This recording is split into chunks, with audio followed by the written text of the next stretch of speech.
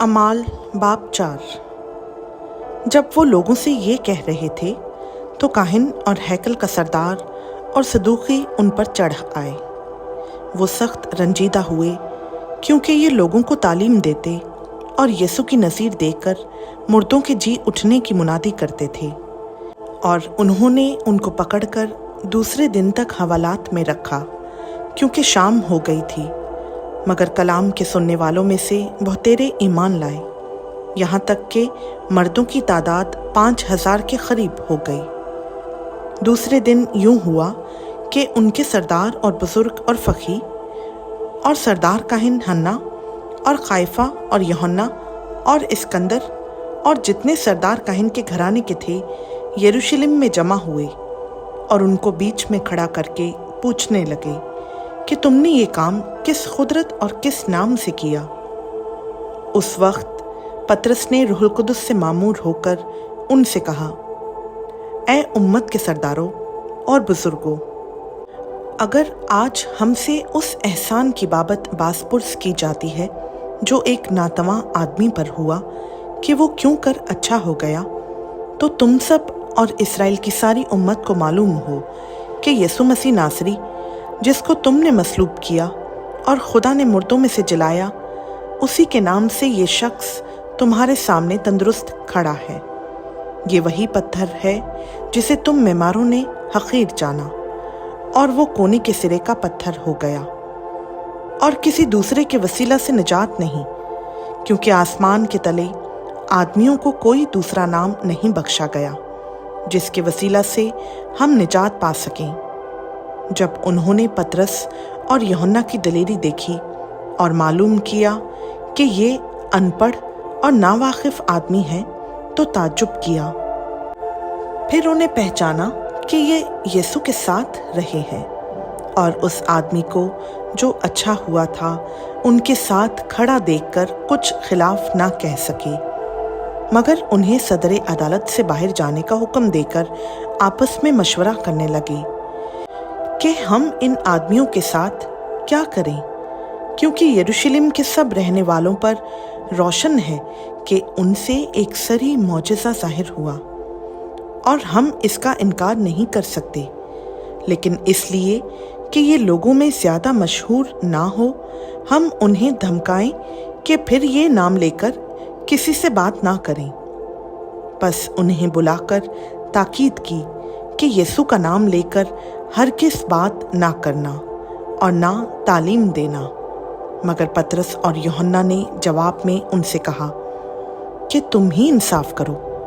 आया खुदा के नज़दीक ये वाजिब है कि हम खुदा की बात से तुम्हारी बात ज़्यादा सुने? क्योंकि मुमकिन नहीं कि जो हमने देखा और सुना है वो ना कहें। उन्होंने उनको और धमका कर छोड़ दिया, क्योंकि लोगों के सबब से उनको सज़ा देने का कोई मौका ना मिला, इसलिए कि सब लोग उस माजरे के सबब से खुदा की तमजीद करते थे, क्योंकि वो शख्स जिस पर यह शिफा देने का मौजज़ा हुआ था 40 बरस से ज़्यादा का था।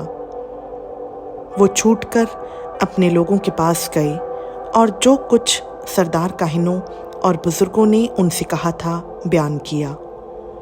जब उन्होंने ये सुना तो एक दिल होकर बुलंद आवाज़ से खुदा से इल्तिजा की कि ऐ मालिक, तू वो है जिसने आसमान और ज़मीन और समुंदर और जो कुछ उनमें है पैदा किया।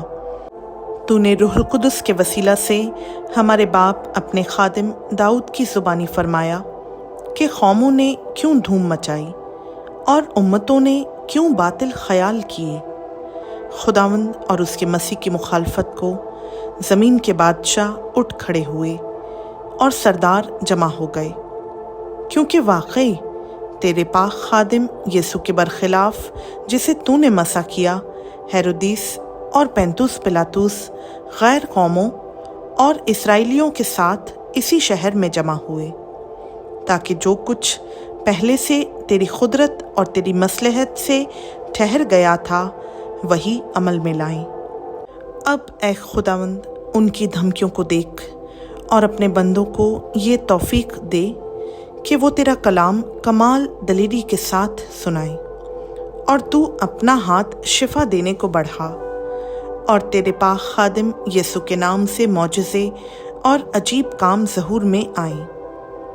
جب وہ دعا کر چکے تو جس مکان میں جمع تھے وہ ہل گیا، اور وہ سب روح القدس سے بھر گئے اور خدا کا کلام دلیری سے سناتے رہے۔ اور ایمانداروں کی جماعت ایک دل اور ایک جان تھی، اور کسی نے بھی اپنے مال کو اپنا نہ کہا، بلکہ ان کی سب چیزیں مشترک تھیں۔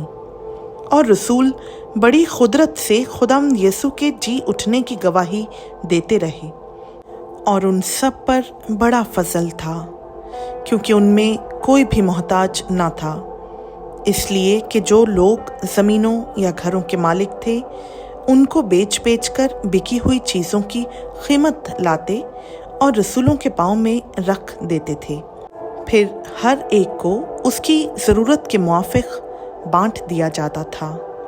اور یوسف نام ایک لاوی تھا جس کا لقب رسولوں نے برنباس یعنی نصیحت کا بیٹا رکھا تھا، اور جس کی پیدائش قبرص کی تھی۔ اس کا ایک کھیت تھا جسے اس نے بیچا اور قیمت لا کر رسولوں کے پاؤں میں رکھ دی۔ خداوند کا پاک کلام کا پڑھا، سنا، سمجھا اور قبول کیا جانا ہم سبوں کے لیے باعث برکت ہو۔ آمین۔